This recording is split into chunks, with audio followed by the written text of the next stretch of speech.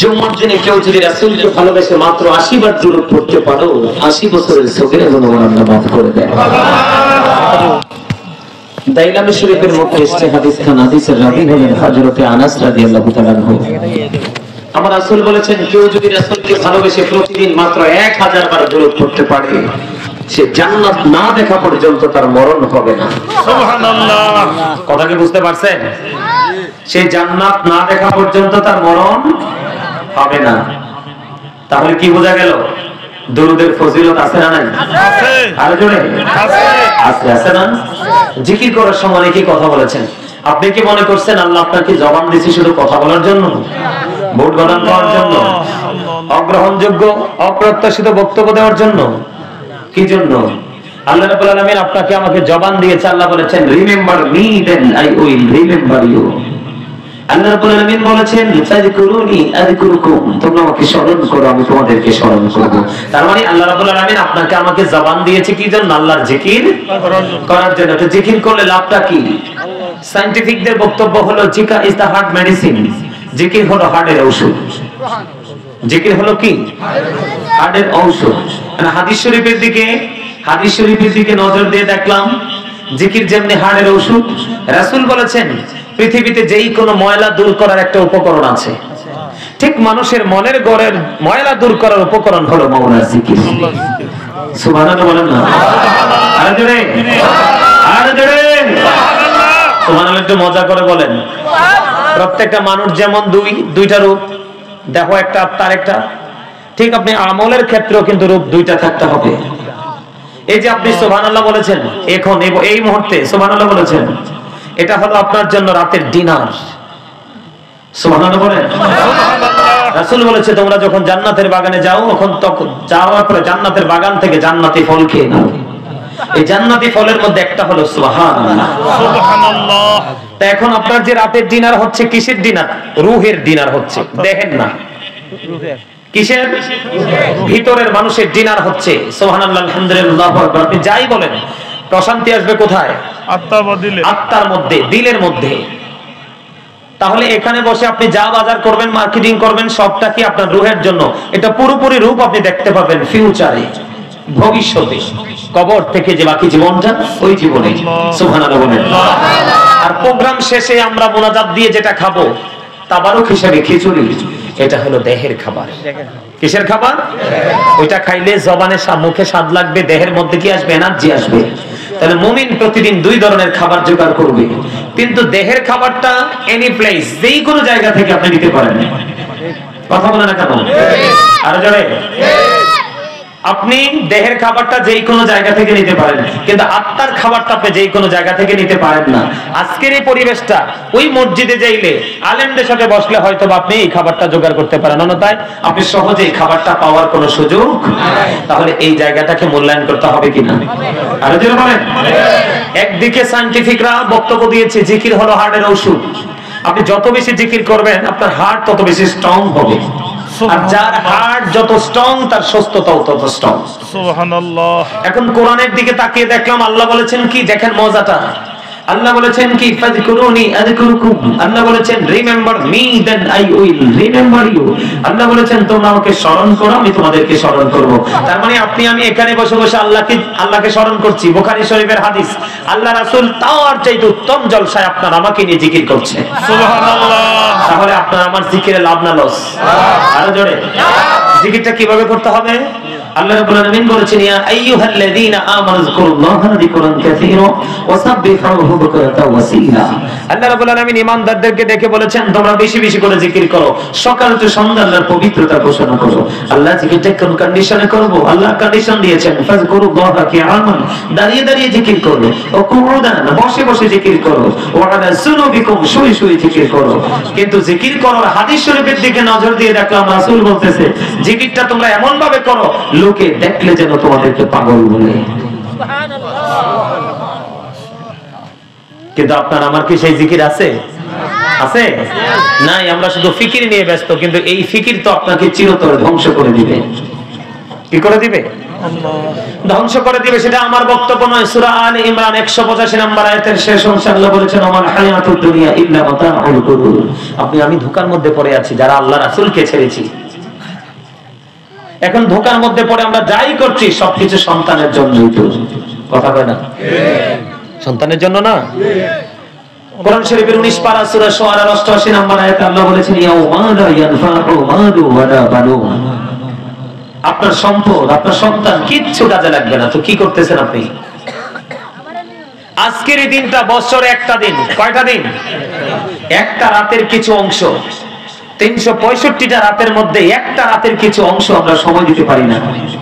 আমাদের কত অজুহাত, কত কাজ, কত চিন্তা, কত টেনশন। কিন্তু আজকে দুইটা চোখ খাটেন, কালকে আপনাকে সবাই বলে যাবে। যাবে কি যাবে না? আপনার আমার পূর্বপুরুষ বাসবাগানে আছে না? পুকুর পাড়ে আছে না? আছে কিনা? তাদের কাছে কি কেউ গিয়ে খবর নিয়েছি? তাদের জন্য তো আমরা এখনো কিছু করতেছি। কিন্তু আপনার যে নেক্সট যে জেনারেশন, ওরা যখন আসবে, ওরা তো এই কবরবাসীর কথা স্মরণই করবে না। কারণ এখনকার যে অবস্থা শুরু হয়েছে, ইসলাম নিয়েও ব্যবসা শুরু হয়েছে। কথা বলে না কেন? মানুষকে পথভ্রষ্ট করে দিচ্ছে। আরো জোরে বলেন ঠিক না ঠিক? তাহলে আমাদেরকে এখানে বসলে মনোযোগ দিয়ে বসতে হবে। সম্মানিত উপস্থিতি, আমাদের সমাজের দিন দিন অবক্ষয় হচ্ছে। নীতি নৈতিকতার প্রত্যেকটা জায়গা, প্রত্যেকটা সেক্টর, প্রত্যেকটা স্টেজ আমরা নষ্ট করে দিয়েছি, অবক্ষয়ের দিকে যাচ্ছে। এর মধ্যে সবচেয়ে বড় যে জায়গাটা, পৃথিবীতে আমরা যাদের কারণে আসছি, বাবা মা। কি আমরা কার কারণে আসছি? বাবা মার মাধ্যমেই তো আসছি। এই বাবা মা পর্যন্ত আজকে সন্তানের কাছে লাঞ্ছিত, অপমানিত, নির্যাতিত, নিষ্পেষিত। বাবা যখন বুড়ো হয়ে যায়, সন্তান ততই অবহেলার দিকে নিয়ে যায়। অনেক সিনিয়র অফিসার আছে, সন্তান বাবা মাকে বৃদ্ধাশ্রমে। নাউজুবিল্লাহ বলবেন না? অথচ বাবা মাকে ভালোবাসা কি ফরজ। বাবাকে ভালোবাসা কি ফরজ। পিতা মাতাকে, বাবা মাকে কষ্ট দেওয়া হারাম। Paradise of the child under the feet of the mother. মায়ের পায়ের নিচেই সন্তানের জান্নাত। এই জন্য আমি বলি, we should obey our parents. আমাদের প্রত্যেকের উচিত আমাদের পিতামাতাকে মান্য করা। কারণ আল্লাহ রাব্বুল আলামিন কোরআনে বলেছেন, ওয়াবিল ওয়ালিদাইনি ইহসানা। আল্লাহ বলেছেন, ওয়াবুদুল্লাহ ওয়ালা তুশরিকু বিহি শাইয়্যা ওয়াবিল ওয়ালিদাইনি ইহসানা। আল্লাহ রাব্বুল আলামিন বলেছে, তোমরা আল্লাহর ইবাদত করো। কি করো? আল্লাহর ইবাদত। আল্লাহর সাথে ওয়ালা তুশরিকু বিহি শাইয়্যা, আল্লাহর সাথে কোনো কিছুকে শরীক করো না। তোমাকে যদি কেউ আগুনে পুড়িয়ে ফেলে, তোমার দেহ যদি ক্ষত বিক্ষত করে, টুকরো টুকরো করে আলাদা করে ফেলে, তারপরে তুমি কি করো না? আল্লাহর সাথে কাউকে শিরিক করো না। ঠিক কিনা বলেন? ওয়াবিল ওয়ালিদাইনি ইহসানা। বাবা মাকে কি করো? ভালোবাসো, সম্মান করো, আদর করো, মায়া করো, মহব্বত করো। তোমাকে যদি পিতৃ সম্পত্তি থেকে কি করা হয়? বিতাড়িত করা হয়। ফ্যামিলি থেকে যদি তোমাকে বেরও করে দেওয়া হয়, তারপরেও বাবা মার অবাধ্য হইও না। আমার রাসূলকে প্রশ্ন করা হলো, ইয়া রাসূলুল্লাহ, ইয়া হাবিবাল্লাহ, নবী গো, ও প্রাণের নবী, আমার কাছ থেকে পৃথিবীর বুকে সবচেয়ে বেশি আদর, সবচেয়ে বেশি স্নেহ, সবচেয়ে বেশি মায়া, সবচেয়ে বেশি আমার কাছে সবচেয়ে বেশি অনারেবল পারসন কে গো? আমার রাসূল বললেন, ক্বালা উম্মুকা, তোমার মা। তারপরে প্রশ্ন করা হলো, ক্বালা সুম্মা মান, তারপর কে? নেক্সট কে? আমার রাসূল বললেন, ক্বালা উম্মুকা, তোমার মা। আবার প্রশ্ন করা হলো, ক্বালা সুম্মা মান, নেক্সট কে? তারপরে কে? রাসূল আবার বললেন, ক্বালা উম্মুকা, তোমার মা। আবার প্রশ্ন করা হলো, ক্বালা সুম্মা মান, তারপরে কে? রাসূল বললেন, ক্বালা আবুকা, তোমার বাবা। সুবহানাল্লাহ। আমি মজা পাবো কিনা জানি না আপনাদের কাছে আলোচনা করে। আপনাদের উপস্থিতি দেখে এমনি মন খারাপ। তারপরেও যারাই আছেন তাদেরকে পেয়ে যত খুশি হয়েছি, কিন্তু আপনাদের আওয়াজে আমি দিন দিন মনে হয় যে পিছনের দিকে যাইতে হবে, সামনের দিকে আগাইতে পারবো না। সুবহানাল্লাহটা বললে কি কষ্ট লাগে? আপনারা তো, আপনাদেরকে আমি কি বলবো বলেন? আপনাদেরকে কি আমি ইন্টেলিজেন্ট বলবো নাকি স্টুপিড বলবো? কোনটা বলবো বলেন? আমি একটু আগে আপনাদেরকে বললাম যে আপনারা যারা, আমরা যারা জান্নাতের বাগানে এসেছি, আমরা মেহমান হয়ে গেছি। কি হয়ে গেছি? কিসের মেহমান? জান্নাতের মেহমান। কিসের মেহমান? আপনাকে আমি একটু আগে বললাম সুবহানাল্লাহ, আলহামদুলিল্লাহ, যা বলবেন এগুলো রাতের ডিনার। তার মানে রাতের খাবার কিসের খাবার? রূহের। জোরে জোরে বলুন সুবহানাল্লাহ। আরে আরে জোরে, আরে জোরে, আরে জোরে, আরে জোরে। আপনার আওয়াজ যত উঁচু হবে শয়তান তত দূরে যাবে, আর শয়তান যত দূরে যাবে ততই আপনি আমি নিরাপদ। কারণ Satan is the eternal enemy of the believers. Inna shaytana lakum aduwwun fattakhizuhu aduwwa. শয়তান আমাদের প্রকাশ্য শত্রু, তাকে শত্রু বলেই গণ্য করতে হবে। বলেছে কে? আল্লাহ। আরো জোরে, আরো জোরে, জোরে কথা বলেন। গায়ের জোর কার জন্য? আল্লাহর জন্য। এইটা বুঝলেই আপনাকে আমি আর একবার বলতে হবে না। এই জায়গাটা বোঝাটাই হলো বুদ্ধিমানের কাজ। কার কাজ? এই জায়গাটা বুঝতে পারাই বুদ্ধিমানের কাজ। কারণ বুদ্ধিমান তারাই যারা দুনিয়ার সময় দুনিয়ার কাজ করে, আখিরাতের সময় আখিরাতের কাজ করে। বুঝতে পারছেন? সুবহানাল্লাহ বলেন। আরো জোরে, আরো জোরে। এবার মোটামুটি সুন্দর হইছে না? কথা কন, হইছে না? আলহামদুলিল্লাহ বলেন। আরো জোরে, এত মহব্বতে। আরো জোরে।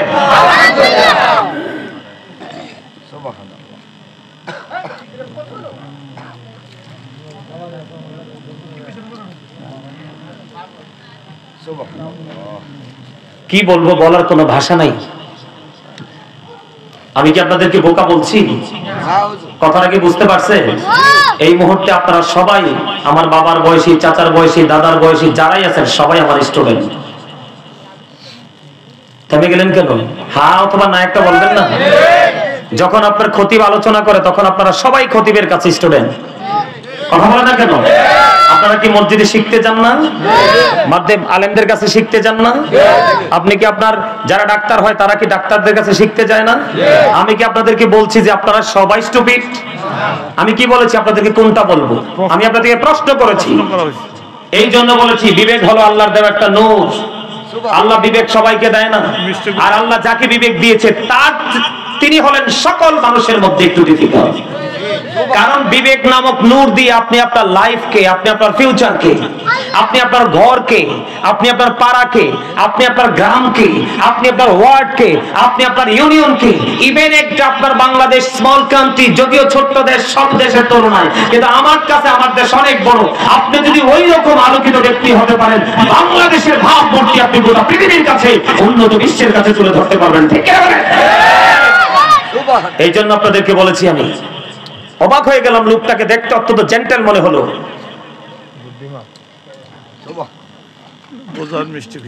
কথা কি বুঝতে পারছেন? খুব খুব আমি একজন টিচার, আমি দীর্ঘদিন প্রায় 2 যুগের উপর আমি শিক্ষকতার পেশায় ছিলাম। হাজার হাজার স্টুডেন্ট আছে আমার। আলোচনার ধরন দেখলে বুঝতে পারে যে কার কোয়ালিটি কতটুকু আছে। কথা কি বুঝতে পারছেন? এই যে আমার দাদা ভাইরা, আমার মুরব্বীরা, আমার ডানে বামে এরা যে বসে আছে, এদেরকে বোকা বলার দুঃসাহস কি আমার আছে? এরা কি বোকা? এরা তো আমার চাইতে অনেক দক্ষ, অনেক অ্যাক্টিভ। তাদের সিনায় যে প্রেম আছে আমাদের সিনায় সেই প্রেম নাই। আরে নিয়ে আজান দিলে আমি ঘরে বসে থাকি, কিন্তু ওরা লাঠিবট দিয়ে চলে যায় মসজিদে। আপনারা আমলের ক্ষেত্রে যুদ্ধ করে দেখেন, তাদের সাথে আপনারা জীবনে বিজয়ী হতে পারবেন না। পারবেন? আর যেটা বলেন পারা যাবে? যাবে না। সম্মানিত উপস্থিতি, আপনাদেরকে একটা মজার হাদিস বলি, আপনারা আরো সহজে বুঝতে পারবেন। বিবেক এমন একটা জিনিস, আমার রাসূল তাবুক যুদ্ধের পূর্বে বললেন কিছু দান করার জন্য। তখন হযরত ওমর, এদিকে তাকান, হযরত ওমর চিন্তা করতেছে যে আমার জীবনে আমি কোনোদিন আবু বকরকে হারাইতে পারি নাই। কি করি নাই? আমার জীবনে আমি কোনোদিন আবু বকরকে হারাতে পারি নাই। আমার কাছে মোটামুটি ভালো সম্পদ আছে, আমি এই বছরের দানের মাধ্যমে কি করব? আবু বকরকে হারাবো। সুবহানাল্লাহ বলেন না? আরো জোরে। এবার বন্ধু কি করলেন? হযরত ওমর ওনার যে সম্পদ ছিল, সম্পদ নিয়ে রাসূলের কাছে এসে হাজির হলো।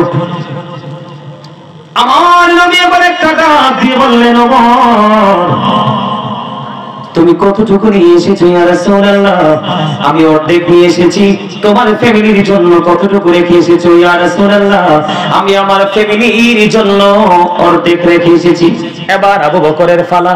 এবার যখন আবু বকর আসলো, আসার পরে আবু বকরকে বললেন, আবু বকর, ইয়া রাসূলুল্লাহ, আমার যা ছিল সব আমি নিয়ে এসেছি, তোমার ফ্যামিলির জন্য তুমি কি রেখে এসেছো? এবার আবু বকর একটা ডাক দিয়ে বললেন, আমি আমার ফ্যামিলি পরিবারের জন্য আল্লাহ এবং আল্লাহর রাসূলকে রেখে এসেছি। ওই যে আমার আগে আমার দাদা ভাই হাদিস বলতেছে, সুবহানাল্লাহ বলেন। এই জন্য বলেছি আমরা অনেক দুর্বল, ওনারা অনেক স্ট্রং। ওনাদের ঈমান, ওনাদের আমল, ওনাদের চিন্তা চেতনা আমাদের তুলনায় অনেক ঊর্ধ্বে, যেটা কল্পনা করা যায় না। আপনারা বলেন, আমাদের যে বর্তমান সমাজের ছেলে মেয়েরা আসলে কি পথভ্রষ্ট না? কথা বলেন। আমি আপনাদেরকে এক্সাম্পল দিই। তারা যখন চুলগুলো কাটে, তাদের চুল কাটার স্টাইলটা দেখবেন কার মতো? খ্রিস্টানদের মতো, ইহুদিদের মতো, বেঈমানদের মতো। কথা বলেন ঠিক না ঠিক? এখান থেকে কিন্তু ইসলামটা সরে গেছে। কথা বুঝছেন? দাড়িটা যখন রাখি আমরা, অনেকেই কিন্তু বিভিন্ন খেলোয়াড়দেরকে, অভিনেতাদেরকে দেখে দেখে দাড়িটা রাখে না? কথা বলেন না কেন? আমাদের দাড়ি রাখা সুন্নাত, আর তারা আমাদের দাড়িটা নিয়ে তামাশা করে করছে আমাদের সাথে ঠাট্টা। কথা কয় না কেন? এই ঠাট্টার দাড়িটা আমাদের মধ্যে অনেকে আছে না, রাখে? কথা বলেন, রাখি কিনা? আরেকটা হাদিস শরীফের মধ্যে আসছে, আল্লাহর কাছে সবচেয়ে উত্তম কাজ হলো পরিচিত অপরিচিত কাউকে দেখা মাত্রই, মুসলমান যদি হয়, সালাম দিয়ে দেওয়া, আর ক্ষুধার্তকে খাবার খাইয়ে দেওয়া।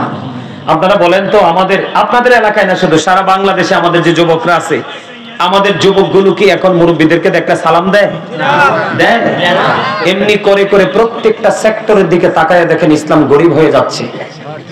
ইসলাম যখন গরিব হবে, তখন আমাদের অবস্থা ভালো হবে না।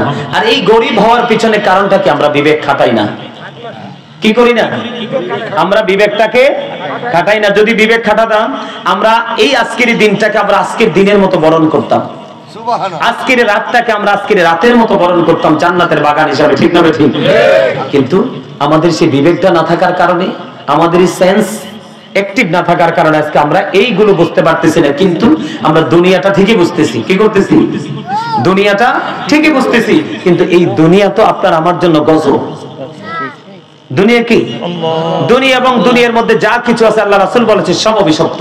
কিন্তু আল্লাহর জিকির এবং দ্বীনের শিক্ষা অর্জন করা, এবং জিকির এবং দ্বীনের শিক্ষা অর্জন করার জন্য যাহা উৎসাহ দেয় আপনাকে আমাকে, এগুলো অভিশপ্ত নয়। তাহলে আপনারা বলেন, আমরা কতটুকু জিকির করি, কতটুকু শিক্ষা অর্জন করি? আছে? যদি থাকতো তাহলে আমাদের সমাজে বাবা মার এত দুর্দশা হতো?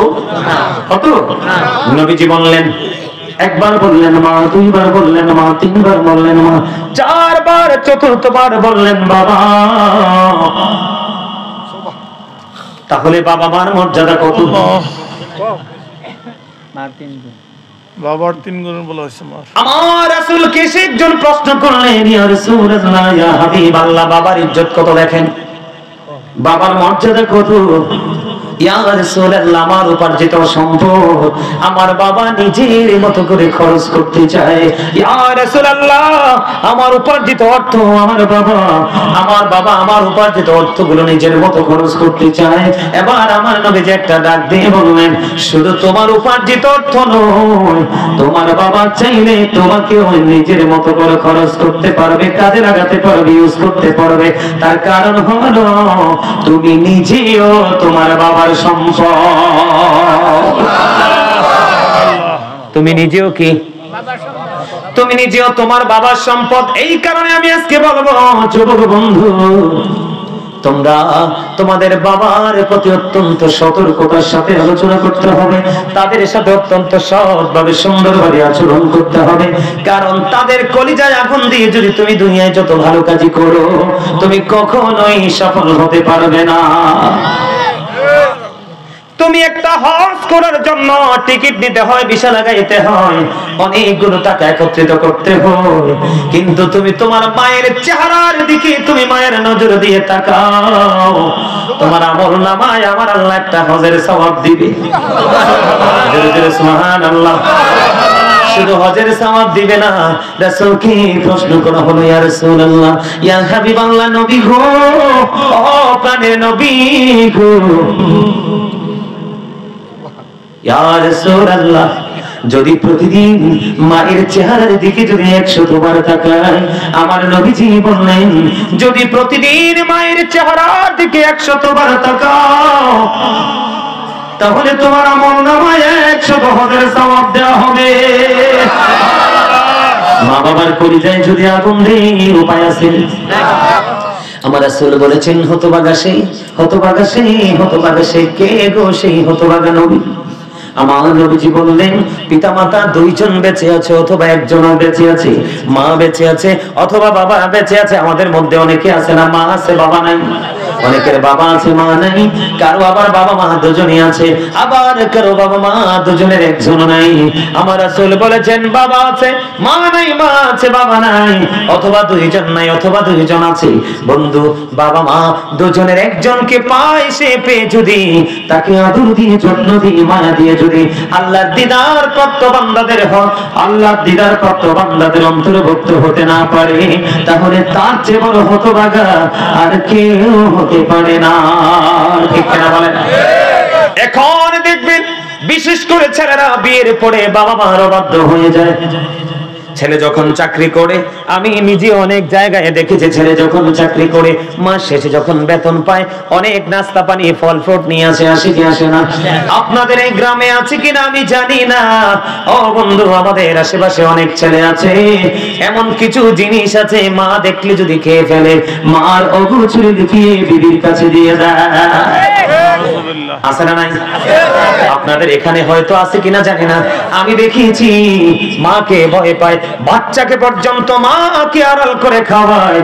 অথচ বন্ধু হাদিস শরীফের মধ্যে এসেছে এক কাঠুরিয়া রাখাল, এক কাঠুরিয়া কি করতেন, প্রতিদিন তিনি পাহাড়ে যেতেন কাঠ কাটতে, কাঠ কেটে কেটে তিনি বাড়িতে আসতেন, বাড়িতে কাঠ কেটে আসার পরে তার ঘরে একটা দুধের প্রাণী ছিল, প্রতিদিন তিনি দুধ দহন করে বাবা মাকে আইসাই আগে খাওয়াতেন।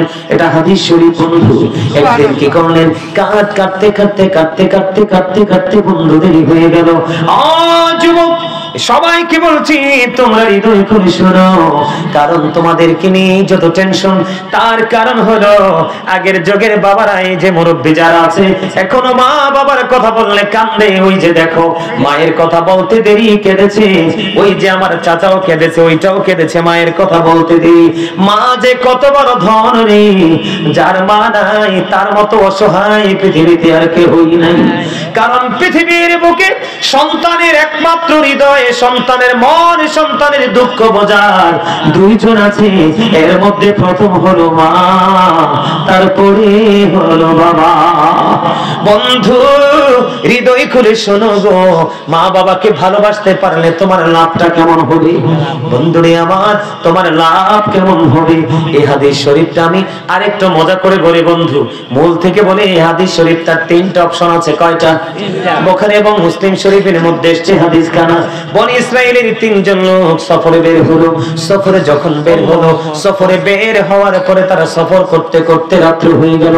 রাত্র যখন হয়ে গেল তারা পাহাড়ের গুহার মধ্যে অবস্থান করলো। যেই পাহাড়ের গুহার মধ্যে ঢুকলো, যেই দরজা দিয়ে অবস্থান করলো, যেই দরজা দিয়ে, এই দরজা বরাবর একটা পাথর ধসে পড়লো। এত বড় পাথর যেটা পৃথিবীর কারো কোনো ক্ষমতা নেই পাথরটা সরাইবার। এবার 3 জন ভিতরে, গুহার ভিতরে, বন্ধু দরজার বাহিরের সাইড দিয়ে বিশাল বড় পাথর ধসে পড়লো। কেউ তো জানে না এটার ভিতরে 3 জন মানুষ পড়ে বিপদে পড়ে আছে। কয়জন? 3 জন মানুষ বিপদে পড়ে আছে রে। কে রে তাদেরকে সাহায্য করবে? কে রে তাদের ডাক শুনবে? কার কাছে ডাকবে? কাকে বলবে? এমন তো কেউ নাই, পৃথিবীর কোন মানুষ জানে না এই পাহাড়ের পাথরে, পাহাড়ের গুহার মধ্যে পাথর দ্বারা বিপদে পড়ে আছে। হাদিস শরীফের মধ্যে এসেছে এই পাথরটা সরাইবার পৃথিবীর কোন যন্ত্র নাই, কোন শক্তিশালী কেউ নাই এই পাথরটা সরাইবার। কিন্তু এবার এই 3 জন মিলে বুদ্ধি করলেন, 3 জন মিলে চিন্তা করলেন যে আমরা জীবনে স্পেশাল কি আমল আছে রে, ওই আমলের উসিলা দিয়ে আমরা আল্লাহর কাছে কি করব? দরখাস্ত করব, উসিলা দিয়ে দরখাস্ত করব। এই দরখাস্ত করলে হয়তো উসিলায় আল্লাহ আমাদেরকে মুক্তি করবে। এর মধ্যে প্রথম যে ব্যক্তি ছিল তিনি ছিলেন একজন কাঠুরিয়া। ও বন্ধু, যেটা একটু আগে বলতেছিলাম, তিনি কি করলেন, বাজারে লাকড়ি কাটতে গেলেন। কাটতে কাটতে কাটতে কাটতে সময়টা অনেকটা ওভার হয়ে গেল, দেরি হয়ে গেল। ও বন্ধু, বাড়িতে আসলেন, আইসা দেখলেন বাবা মা দুজনেই ঘুমিয়ে গেছে। বাবা মা ঘুমিয়ে গেছে, লাকড়িগুলো রাখলেন। রাখার পরে আবার দুধ দহন করলেন। দুধ দহন করে যাইয়াও দেখলেন বাবা মার ঘুম ভাঙে না। দুধ যখন দহন করলেন, এবার কি করলেন, তার ছোট্ট বাচ্চা বারবার ডেকে ডেকে বলছে, বাবা গো আমাকে একটু দুধ দাও, আমি দুধ পান করবো। কিন্তু এর কাঠুরিয়া বাবা ডেকে ডেকে বলছে, না না না, আমি যতক্ষণ পর্যন্ত আমি আমার মা বাবাকে দুধ খাওয়াতে না পারবো, ততক্ষণ আমি আমার রুশের সন্তানকেও দুধ দিব না। জোরে জোরে বলেন না সুবহানাল্লাহ, আরো জোরে বলেন না সুবহানাল্লাহ। সুবহানাল্লাহ ওয়ালহামদুলিল্লাহ লা ইলাহা ইল্লাল্লাহ। সুবহানাল্লাহ ওয়ালহামদুলিল্লাহ লা ইলাহা ইল্লাল্লাহ। লা ইলাহা ইল্লাল্লাহ ইল্লাল্লাহ। আরশ কুরসি লৌহ কলম সৃষ্টি জাহান ওসিলা নিচে আল্লাহ খুশি হইয়া নাম রাখিলেন হাবিবুল্লাহ। সুবহানাল্লাহ আলহামদুলিল্লাহ লা ইলাহা ইল্লাল্লাহ। সুবহানাল্লাহ আলহামদুলিল্লাহ লা ইলাহা ইল্লাল্লাহ। লা ইলাহা ইল্লাল্লাহ লা ইলাহা ইল্লাল্লাহ। নামের সাথে লাগু মিশাইয়া যারে আল্লাহ পাঠাইরা নিজে আল্লাহ দোস্ত বলে তাহার প্রেমে মজিলা। সুবহানাল্লাহ আলহামদুলিল্লাহ লা ইলাহা ইল্লাল্লাহ।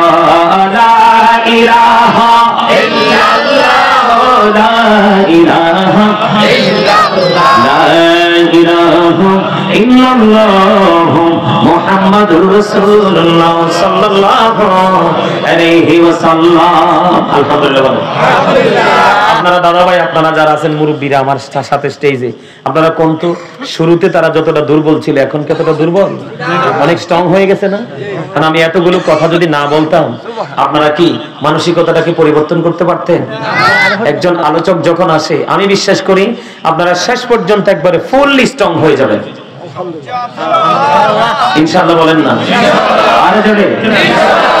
এই জন্য যদিও আমার আলোচনার বিষয় দেওয়া হয়েছে, তারপর আমি একটা আয়াত তেলাওয়াত করেছি, আলেমরা বুঝতে পেরেছে।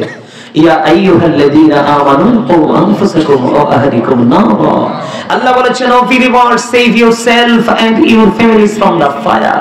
আল্লাহ ইমানদারকে ডেকে বলেছেন, তুমি জাহান্নাম থেকে বাঁচো, তোমার পরিবারকেও বাঁচাও। আমি আজকে আপনাদেরকে বাঁচাইতে আসছি। আমি কত কথা বলবো, আমার উদ্দেশ্য থাকবে আপনাদেরকে অ্যাক্টিভ করা, আপনাদের ব্রেইনে কথাগুলো ঢুকিয়ে দেওয়া। এটাই তো, এর বাইরে কি আর চিন্তা করা যায়? কোন আলোচক বা কোন খতিব, কোন ইমাম সাহেব কি এর বাইরে কোন আলোচনা করে? না। বুঝতে হবে আপনাদেরকে। আলহামদুলিল্লাহ বলেন। এবার কি করলেন, বাচ্চাটা হাজার ডাকাডাকির পরেও বাচ্চাটাকে তো দিল না। এই দিক দিয়ে বন্ধু রাত্রি শেষ হয়ে গেল, বাবা মার ঘুম ভেঙে গেল। ওই সন্তান আদর করে বাবা মাকে আকে দুধ খাইয়ে দিল। জোরে জোরে কন্যা সুবহানাল্লাহ। সারাদিন কাঠ কেটেছে, লাকড়ি কেটেছে জীবন জীবিকার জন্য। বুখারী শরীফের হাদিস, সন্দেহ করার কোনো সুযোগ নাই।